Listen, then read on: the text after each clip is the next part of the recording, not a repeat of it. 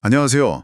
혹시 회의에서 좋은 아이디어가 딱 떠올랐는데, 저 사람이 나를 어떻게 생각할까 싶어서 그냥 말을 삼켰던 경험 다들 있으시죠? 아, 있죠. 아니면 소셜미디어에 올린 사진에 좋아요가 몇 개나 달렸나 막 계속 확인하게 되고요. 네네, 정말 흔한 일인 것 같아요. 오늘은 바로 이 문제, 그러니까 타인의 시선을 과도하게 신경 쓰는 습관에 대해서 한번 깊이 파고들어 보려고 합니다. 좋습니다. 저희가 살펴볼 자료는 철학이랑 심리학의 아주 강력한 개념들을 빌려서 왜 우리가 다른 사람 생각에 그렇게 휘둘릴 필요가 없는지 정말 명쾌하게 설명하는 영상인데요. 네, 이 자료를 통해서 타인의 시선에서 자유로워질 수 있는 몇 가지 강력한 이유들을 함께 살펴보겠습니다. 네. 오늘 저희 목표는 그냥 막연하게 신경 쓰지 마세요 이런 위로를 건네는 게 아닙니다. 그렇죠. 청취자분께서 타인의 평가라는 그 외부 요인에 감정의 주도권을 빼앗기지 않고 온전히 자기 삶을 살아갈 수 있는 아주 구체적이고 논리적인 도구를 제공하는 거죠. 아, 도구요. 좋습니다. 네, 스토아 철학부터 칼융의 심리학까지 넘나들면서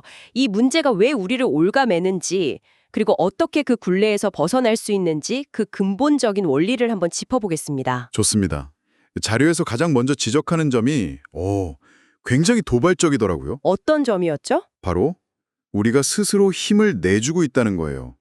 다른 사람의 인정에 내 기쁨과 슬픔을 맡기는 순간 내 감정 상태에 대한 통제권을 그냥 넘겨주는 셈이라는 거죠. 아, 맞아요. 스스로 넘겨주는 거죠. 특히 요즘 같은 소셜미디어 시대에는 이게 더 심각한 것 같아요. 내가 잘 알지도 못하는 사람들, 그 사람들의 변덕스러운 좋아요 하나에 제 하루 기분이 막 오르락내리락 하니까요. 그렇죠.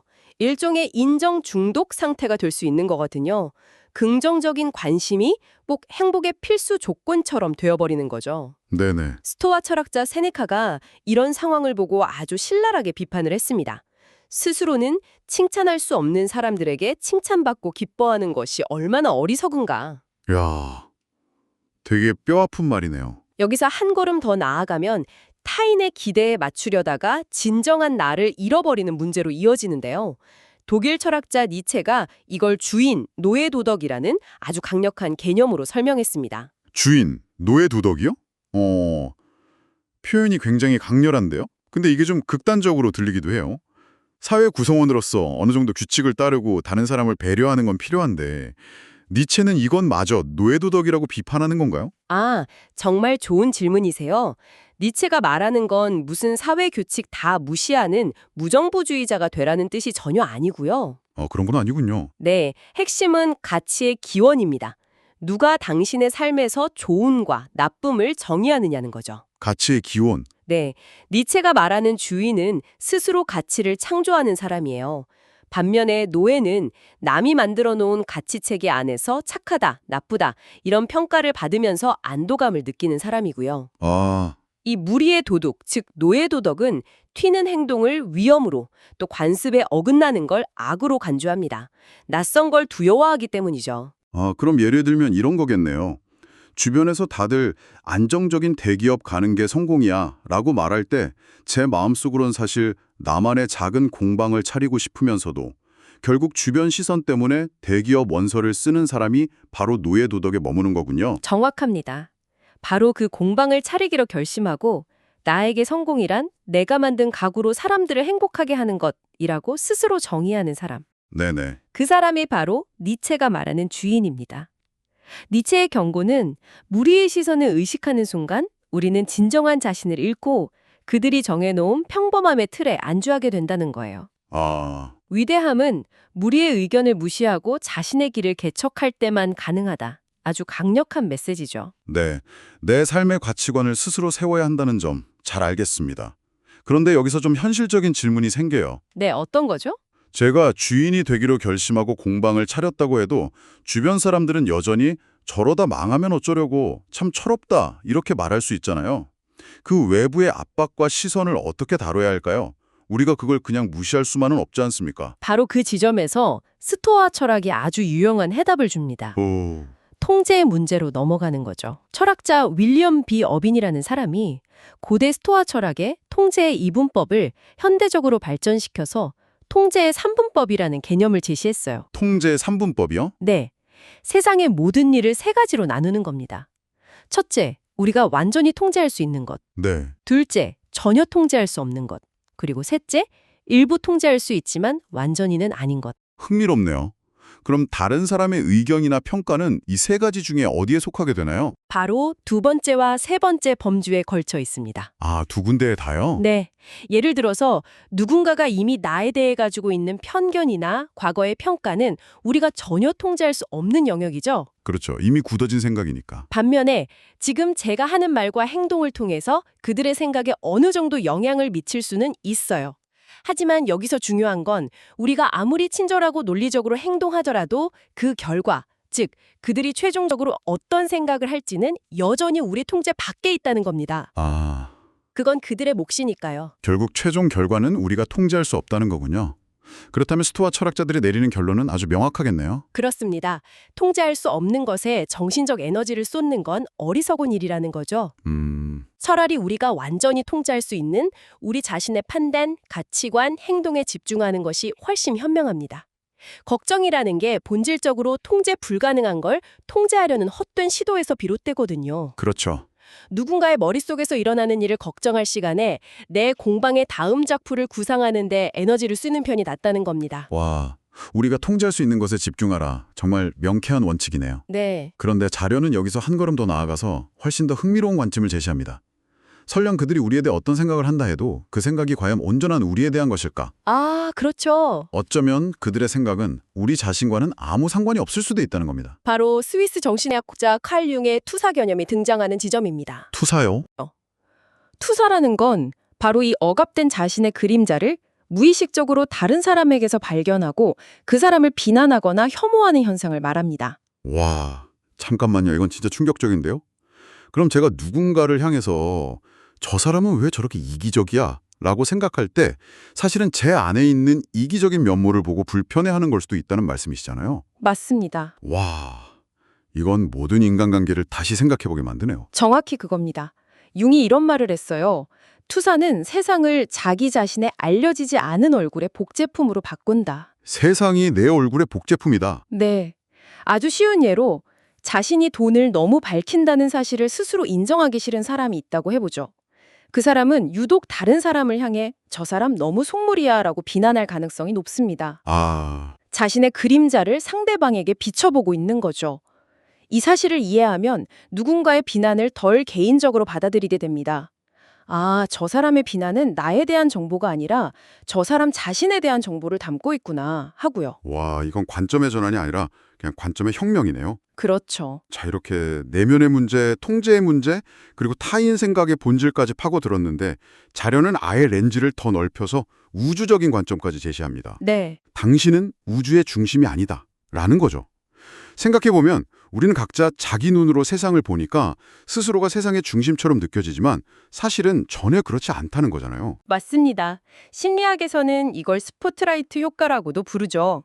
스포트라이트 효과요. 네, 제가 길에서 넘어지면 세상 모든 사람이 저를 쳐다보고 비웃을 것 같지만 사실 대부분은 알아채지도 못하거나 10초 만에 잊어버린다는 거죠. 하하, 그렇죠. 왜냐하면 다른 모든 사람들도 각자 자기 인생이라는 영화의 주인공이라서 다른 사람의 NG 장면에는 별 관심이 없기 때문입니다. 아, 정말 그렇네요. 다들 자기 걱정, 자기 삶에 신경 쓰기 바쁘니까요. 그런데 이와 관련해서 자료에 아주 충격적인 통계가 하나 나옵니다. 네, 저도 그거 보고 좀 놀랐어요. 영국의 전국 걱정 감사라는 조사였는데 영국 성인은 평생 평균 6.5년을 걱정하며 보낸다고 합니다. 평균 수명 81세의 약 8%를 걱정으로 쓰는 셈인데 진짜 어마어마한 시간이네요. 그리고 그 걱정의 상당수가 바로 타인의 시선과 직결된 것들이었어요. 아, 정말요? 네, 외모에 대한 걱정, 무슨 옷을 입을지에 대한 걱정, 심지어 채취에 대한 걱정까지요. 우리는 존재하지도 않는 스포트라이트를 걱정하느라 인생의 8%를 낭비하고 있는 셈입니다. 와, 자료는 이처럼 인생은 너무 짧다는 사실을 계속 상기시켜요. 로마 황제 마르쿠스 아우렐리우스는 이렇게 말했죠. 기억되었던 수많은 이들이 이미 잊혔고 그들을 기억했던 자들도 사라진 지 오래다. 그 6.5년이라는 시간을 생각하니까 정신이 번쩍 드네요. 그 시간 동안 새로운 언어를 배우거나 여행을 하거나 사랑하는 사람들과 더 많은 시간을 보낼 수도 있었을 텐데요. 세네카 역시 비슷한 말을 남겼습니다. 당신은 영원히 살 것처럼 살고 당신의 연약함에 대한 생각은 전혀 하지 않는다. 이미 얼마나 많은 시간이 지나갔는지에 주의를 기울이지 않는다. 이 짧고 유한한 인생을 곧 나를 잊어버릴 사람들의 머릿속을 궁금해하며 낭비하는 것이 얼마나 큰 손실인지 깨닫는 것. 그것이 이 파괴적인 습관을 끊어내는 강력한 동기가 될 수 있습니다. 알겠습니다. 자, 이제 이 모든 논의를 관통하는 마지막 핵심으로 가보겠습니다. 결국 이 모든 이유들이 가리키는 단 하나의 진실은 당신 자신을 가장 잘 아는 사람은 바로 당신이라는 것입니다. 여기서 다시 칼용의 개념이 등장하는데요. 네. 바로 페르소나입니다. 페르소나는 우리가 세상에 보여주기 위해 쓰는 일종의 가면이죠. 사회적 역할을 수행하기 위해 필요한 장치입니다. 우리가 흔히 말하는 사회적 자아 같은 거군요. 직장에서의 내 모습, 친구들 앞에서의 내 모습, 가족 앞에서의 내 모습이 조금씩 다른 것처럼요. 맞습니다. 사람들은 우리의 이 가면, 즉 페르소나를 보고 우리를 판단합니다. 하지만 그것은 우리 자신 전체의 아주 얇은 층에 불과하죠. 네네. 물론 통찰력이 있는 친구가 가면 뒤에 숨겨진 우리의 불안을 알아채주거나 우리가 미처 인식하지 못하는 행동을 지적해줄 수도 있습니다. 그런 피드백은 귀중하죠. 그렇죠. 하지만 그들조차도 우리의 진정한 동기, 내밀한 비밀, 숨겨진 성격에 대해서는 결코 확신할 수 없습니다. 그것들은 오직 우리 자신에게만 온전히 허락된 내면의 영역이기 때문입니다. 결국 다른 사람들이 제 페르소나를 보고 내리는 판단은 실제 저와는 차이가 있을 수밖에 없다는 거네요. 그렇습니다. 청취자분께서도 한번 생각해 보세요. 직장에서의 나와 가장 친한 친구 앞에서의 나는 얼마나 다른가요? 엄청 다르죠. 사람들은 그중 하나의 모습만 보고 모든 것을 판단하려 들죠. 그래서 다른 사람들의 피드백은 참고 자료가 될 수는 있지만 최종 결정권자는 될 수 없습니다. 우리 내면 깊은 곳에는 우리가 진정으로 원하는 것이 무엇인지 아는 참된 나의 목소리가 있습니다. 그 목소리에 충실할수록 우리는 더 진정성 있는 사람이 되고 타인이 원하는 모습에 맞추려는 욕구는 자연스럽게 줄어들게 됩니다. 네, 오늘 정말 깊이 파고들어 봤는데요. 내용을 한번 정리해보면 이렇습니다. 타인의 시선에 내 감정의 주도권을 넘겨주지 말고 네, 니체의 관점이죠. 내가 통제할 수 있는 것에 집중하세요. 스토아 철학이고요.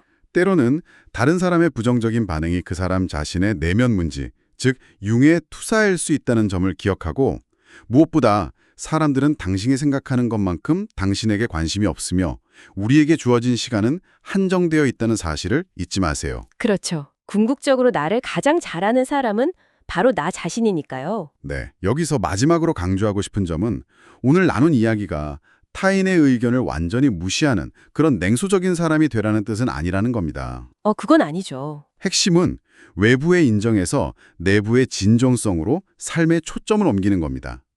타인의 시선이라는 그 자욱한 안개를 걷어내고 내면의 목소리를 더 선명하게 듣는 연습을 하는 거죠. 네. 건설적인 피드백은 받아들이되 비난이나 무분별한 평가에는 감정적으로 휘둘리지 않는 단단한 중심을 세우는 과정입니다. 좋습니다. 그럼 마지막으로 청취자분께서 계속 곱씹어볼 만한 질문 하나를 남기면서 마무리하겠습니다. 네, 만약 내일 하루 다른 사람들이 나를 어떻게 생각할지에 대한 걱정을 완전히 멈춘다면 당신이 가장 먼저 하고 싶은 혹은 다르게 하고 싶은 일은 무엇인가요?